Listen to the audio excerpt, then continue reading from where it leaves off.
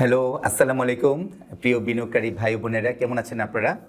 আজকে আপনাদের সামনে হাজির হয়েছি আমি Naeem Mahmud Mirza, founder and CEO of Mirza associates and consultancy firm. আজকের যে বিষয়টি নিয়ে আমি আপনাদের সামনে আলোচনা করব সেটা হচ্ছে একজন বিদেশি বিনিয়োগকারী কিভাবে বাংলাদেশে বিনিয়োগ করতে পারে, অর্থাৎ এফডিআই, যেটাকে বলে এফডিআই করতে পারে, the foreign investment in Bangladesh. So এই প্রসিডিউরটা নিয়ে আপনাদের সামনে আমি আজকে হাজির হয়েছি। দেশি এবং বিদেশি বিনিয়োগকারীদের মধ্যে একটু তফাৎ হচ্ছে যে দেশি যারা বাংলাদেশে আছেন, ডোমেস্টিক ইনভেস্টর যারা আছেন, তাদের প্রসিডিউরটা একটা রকম, আর বিদেশি যারা আছেন তাদের প্রসিডিউরটা একটু ডিফারেন্ট। অনেকটুকু মিল থাকলেও বাংলাদেশের সাথে, ডোমেস্টিকের সাথে বিদেশি বিনিয়োগকারীর যে তফাৎটুকু একটু ডিফারেন্স আছে। তো প্রথমে আসে একজন ফরেনার্স কীভাবে বাংলাদেশে একটা জেনারেল ট্রেডিং কোম্পানি করতে পারেন। সেই ক্ষেত্রে একজন ফরেনার যদি বাংলাদেশে বিনিয়োগ করতে চায়, তার যে প্রথম ইম্পর্টেন্ট হচ্ছে তারা অবশ্যই 100% ইকুইটি, অর্থাৎ 100% ফরেন ইনভেস্টমেন্ট তারা করতে পারবে। এটা আরজিএসসি থেকে অ্যাপ্রুভড, বাংলাদেশের মিনিস্ট্রি অফ কমার্স থেকে অ্যাপ্রুভড, এবং বাংলাদেশ মিনিস্ট্রি অফ যেটাকে বলে ফাইন্যান্স, সেখান থেকে অ্যাপ্রুভড, অ্যান্ড অল দ্য আপনার বিদা থেকেও অ্যাপ্রুভড। সো সেই ব্যাপারটা আপনাদের প্রথমেই আমি জানিয়ে দিলাম। সেকেন্ড স্টেজ হচ্ছে যে তারা কীভাবে বিনিয়োগটা করবে। একটা জেনারেল ট্রেডিং কোম্পানি। সো ফরেনারদের কিন্তু ট্রেডিং কোম্পানির ক্ষেত্রে তিনটা পার্ট আছে, আপনারা জেনে থাকবেন। সো ফার্স্ট পার্ট হচ্ছে general trading company, second part হচ্ছে লিয়াজো কোম্পানি। বাংলাদেশে যদি তারা তাদের মাদার কোম্পানি আছে, মাদার কোম্পানির এগেইনস্টে তারা লিয়াজো কোম্পানি করতে পারে। আর তৃতীয়ত হচ্ছে তারা ব্রাঞ্চ কোম্পানি করতে পারে। সো লিয়াজ এবং ব্রাঞ্চ অবশ্যই থ্রু বিডার আন্ডারে করতে হবে। সো আমরা ওই প্রসঙ্গগুলি পরবর্তী কোনো ভিডিওতে আমরা দিব। আজকের যেটা আছে সেটা হচ্ছে first one, general trading company. So বাংলাদেশে যদি একজন বিনিয়োগকারী, বিদেশি বিনিয়োগকারী আপনারা ইনভেস্ট করতে চান বা বিনিয়োগ করতে চান, তাহলে যে কাজগুলি করণীয় সেটা হচ্ছে প্রথমে তাদের 100% ফরেন ইনভেস্টমেন্ট করতে পারবে। দ্বিতীয় কথা হচ্ছে অবশ্যই একাধিক পার্টনার তাদের প্রয়োজন হবে, এবং একাধিক পার্টনার 100% চাইনিজ বা জাপানিজ, যে কোনো কান্ট্রি, হোয়াট এভার ওয়ার্ল্ডের যে কোনো কান্ট্রি, তারা যে কান্ট্রি নেটিভ তারা সেই কান্ট্রির পার্টনার নিয়ে করতে পারেন, অর্থাৎ এটা জেনারেল ট্রেডিং। তো একাধিক পার্টনার নিয়ে তারা শুরু করবে। তো প্রথম কথা হচ্ছে যে তারা অবশ্যই একটা আরজিএসসি থেকে একটা নেম ক্লিয়ারেন্স প্রয়োজন হবে তাদের, অর্থাৎ তিনটা নাম তারা দিবে আরজিএসসিকে। তো যেটা তাদের ফার্স্ট চয়েস প্রথমে দিবে, সেকেন্ড চয়েস সেকেন্ড টাইমে দিবে, থার্ড চয়েস থার্ডে দিবে। সো আশা রেখে প্রথমেটাই অ্যাপ্রুভ হয়ে যায়। সো সেইভাবে নেম ক্লিয়ারেন্স নিয়ে তখন তারা আরজিএসসির যত ফর্মগুলো আছে, ফর্মগুলি নিয়ে তারা একটি বাংলাদেশে প্রপোজড অ্যাকাউন্ট করতে হবে এনি কনসার্ন ব্যাংক, যারা নাকি আপনার ট্রেডিং করে, যে ব্যাংকগুলো সাধারণত এবং এফডিআই রিসিভ করে সে কনসার্ন ব্যাংকে।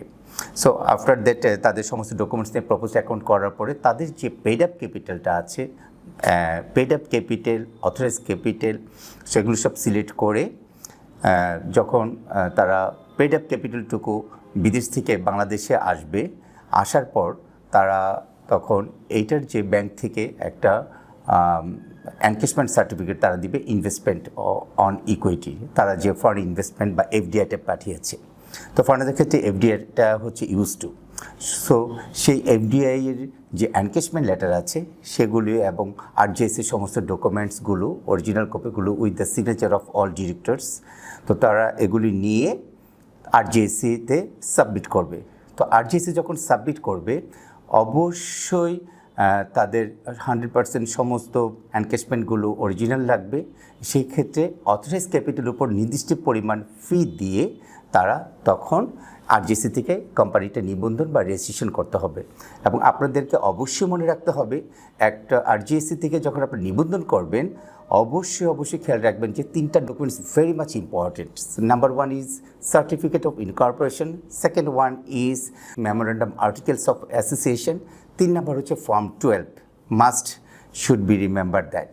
সো আফটার দ্যাট যখন নাকি আপনার 7 ওয়ার্কিং ডেজ 10 ওয়ার্কিং ডেজের মধ্যে আশা রেখে আরজিএসসি নিবন্ধনগুলো হয়ে যায় বা রেজিস্ট্রেশন হয়ে যায়, আফটার দ্যাট এই ডকুমেন্টসটা নিয়ে তখন আবার ব্যাংকে আপনার প্রপোজড অ্যাকাউন্টে আবার জমা দিলে তখন তারা এই অ্যাকাউন্টটাকে আপনাকে রেগুলার অ্যাকাউন্ট করে দিবে। সো আফটার দ্যাট নেক্সট স্টেপগুলো হচ্ছে, এরপরে আপনারা কী করবেন। সো এরপরে ফরেনাররা কী করবেন, ফরেন ইনভেস্টমেন্টের ক্ষেত্রে এই সমস্ত ডকুমেন্ট দিয়ে আরজিএসসি বা আপনার এনক্যাশমেন্ট সার্টিফিকেটগুলি দিয়ে তারা একটি কমার্শিয়াল এরিয়া থেকে একটি ট্রেড লাইসেন্স করবেন এবং অবশ্যই ট্রেড লাইসেন্সটা কমার্শিয়াল এরিয়াতে হবে এবং তাদের একটা নির্দিষ্ট অফিস থাকতে হবে ওই অ্যাড্রেস অনুসারে। সো আফটার দ্যাট এটা কমপ্লিট করার পর তারপর তারা অ্যাকর্ডিংলি কোম্পানি আপনার ট্যাক্স রেজিস্ট্রেশন বা কোম্পানি ইটিন করবেন। কোম্পানি ইটিন করার পরে তারপরে তারা বিন করবেন বা ভ্যাট রেজিস্ট্রেশন যেটাকে বলে। সো ভ্যাট রেজিস্ট্রেশন যখন তারা করবে অবশ্যই ব্যাংক সলভেন্সি সার্টিফিকেট, আদার সার্টিফিকেটগুলি, ব্যাংক স্টেটমেন্ট এগুলি কপির সাথে অবশ্যই জমা দিতে হবে। এবং তারপরে তারা কি করতে পারেন সেটা হচ্ছে একটা কনসার্ন এরিয়া থেকে চেম্বার্স অফ কমার্স থেকে তারা একটি মেম্বারশিপ নিবন্ধন করবেন আর কি, যেটা মেম্বারশিপ সার্টিফিকেট বলে। অর্থাৎ চেম্বার্স অফ কমার্সের ইন্ডাস্ট্রি তাদের যে কান্ট্রির ইনভেস্টর তারা সেই কান্ট্রির চেম্বার্স থেকে তা নেবে। আর নতুবা জেনারেল হিসাবে তো আছে ঢাকা চেম্বার্স অফ কমার্স, এটা সবার জন্য সার্বজনীন, there is no doubt. So যে কোনো চেম্বার্স থেকে চেম্বার সার্টিফিকেটটা নেওয়ার পর তারপরে তারা কি করবেন, আইআরসিতে তারা অ্যাপ্লাই করবেন, আইআরসি ইআরসি যদি প্রয়োজন হয়। তো অবশ্যই যারা জেনারেল ট্রেডিং করবে অ্যাকাউন্ট ওপেন করবেন তাদের বা ট্রেডিং অ্যাকাউন্ট বা ট্রেডিং কনসার্ন তারা করবেন বা ট্রেডিং বিজনেস করবেন জেনারেল ট্রেডিং, সেক্ষেত্রে তারা আইআরসি ইআরসি তারা নিতে পারবেন। সো আইআরসি ইআরসি যখন তারা আপনারা নেবেন সেক্ষেত্রে একটা কথা ভেরি মাচ ইম্পর্টেন্ট দ্যাট তখন কিন্তু আপনাদের যে ইনভেস্টর অবশ্যই তাদের ওয়ার্ক পারমিটের প্রয়োজন হবে। আর বি রিমেম্বার দ্যাট যার ইনভেস্টর্স তারা কিন্তু অবশ্যই তারা ওয়ার্ক পারমিটের সাথে সাথে যে ইনভেস্টমেন্ট ভিসা বা পিআই ভিসা বা প্রাইভেট ইনভেস্টমেন্ট ভিসা, এই ভিসাটাকে তারা অ্যাপ্লাই করবেন। আর তখন দেখা যাচ্ছে যে তাদের ইকুইটিটা অনেক বেশি ইম্পর্টেন্ট, যে অবশ্যই সেটা বিদাতে অ্যাপ্লাই করতে হবে। Bangladesh investment development authority, BIDA, Bangladesh investment development authority, সেটা হচ্ছে বিডা। সো বিডাতে যেয়ে তারা অ্যাপ্লাই করতে হবে বিডার আন্ডারে। এবং সেই সাথে আরেকটা কথা ইম্পর্টেন্ট, যে ফরেনাররা যারা জেনারেল ট্রেডিং বিজনেস করবেন, জেনারেল ট্রেডিং কনসার্নে বিজনেস করবেন, তাদের কিন্তু অবশ্যই $1 লক্ষ শো করতে হবে বাংলাদেশে। এবং যিনি ইনভেস্টর যার নামে ওয়ার্ক পারমিটটা হবে এবং পিআই ভিসা ইস্যু হবে, তার নামে অবশ্যই $1 লাখ মধ্যে তার নামে $40,000 তার নামে থাকতে হবে।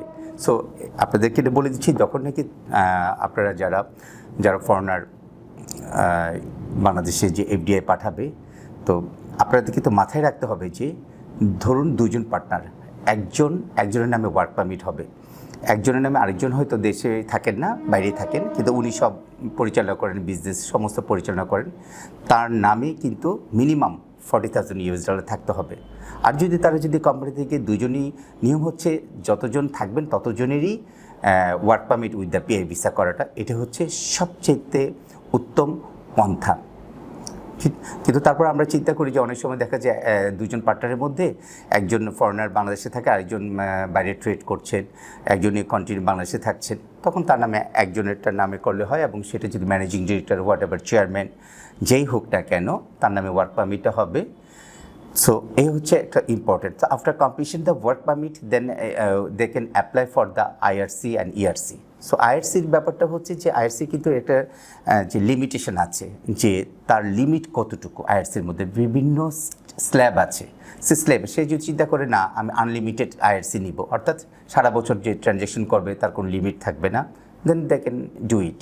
তারা যদি চিন্তা করে যে না আমার 5 কোটি টাকার মধ্যে আমি হয়তো বছরে এলসি করব, সেটার মধ্যে সে করতে পারে। সে যদি মনে করেন না 1 লাখ, খুব বেশি হলে 1 কোটির মধ্যে আমার সীমাবদ্ধ থাকবে, this is up to them. So এটার ক্ষেত্রে স্ল্যাব আছে।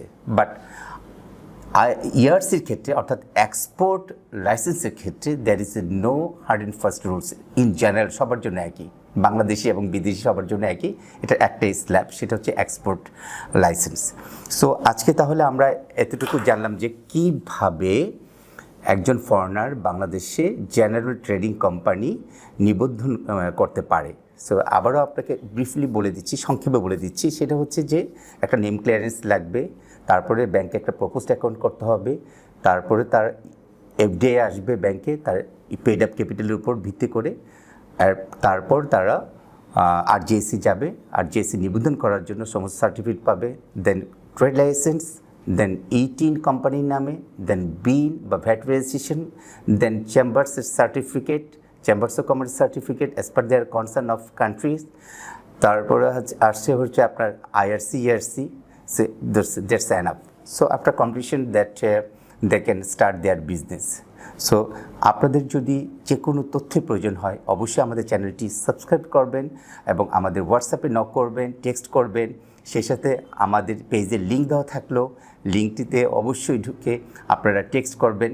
আর সেই সাথে আরও রিকোয়েস্ট করব যে আমাদের ওয়েবসাইট আছে মির্জা অ্যাসোসিয়েটস অ্যান্ড কনসালটেন্সি ফার্মের, সো সেই জায়গাটুকু ভিজিট করবেন। সো আশা রেখে আপনাদেরকে আমি যতটুকু পারি বুঝাতে হয়তো সক্ষম হয়েছি। যদি সম্পূর্ণ না পারি আমাকে টেক্সট করবেন। আমি নঈম মাহমুদ মির্জা আপনাদের সাথেই আছি, founder and CEO of Mirza associates and consultancy firm.